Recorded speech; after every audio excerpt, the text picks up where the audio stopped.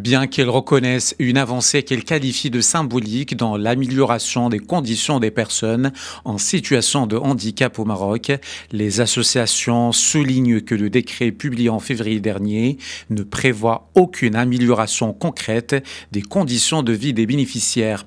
Ils dénoncent également le manque de clarté concernant les avantages liés à la carte et pointent du doigt les difficultés de financement rencontrées par les centres spécialisés. Il y a une confusion concernant les avantages liés à la carte, en plus des difficultés de financement auxquelles les centres spécialisés font face et l'absence de mesures effectives favorisant l'inclusion. Cela risque de faire de la carte un simple document administratif sans impact réel.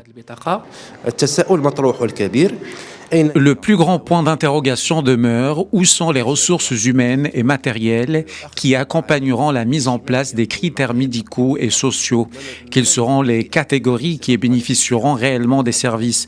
Tout cela reste flou pour la société civile et pour les personnes en situation de handicap.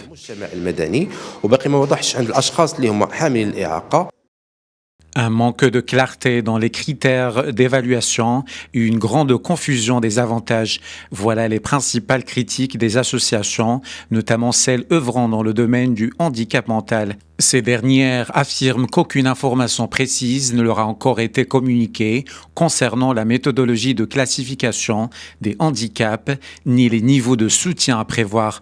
De plus, les modalités de recours en cas de décision jugée injuste ou inéquitable ne sont toujours pas précisées.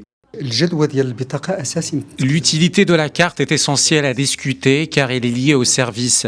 Ainsi, la première chose à examiner est l'ensemble des services qui seront offerts. Il ne s'agit pas uniquement de droits, mais aussi de certains avantages, comme la priorité au guichet, entre autres. Ces services sont donc décisifs et ils exigent une convergence entre les différents secteurs, bien sûr, ainsi que des budgets et des ressources. Ce n'est qu'à ce moment-là que la carte aura une réelle utilité. À l'approche de la fin du mandat gouvernemental actuel, les inquiétudes grandissent quant au délai de mise en œuvre de la carte de handicap, alors même que les associations réclament de plus en plus des avantages concrets pour cette population, comme priorité dans les soins de santé ou l'accès facilité à certaines institutions.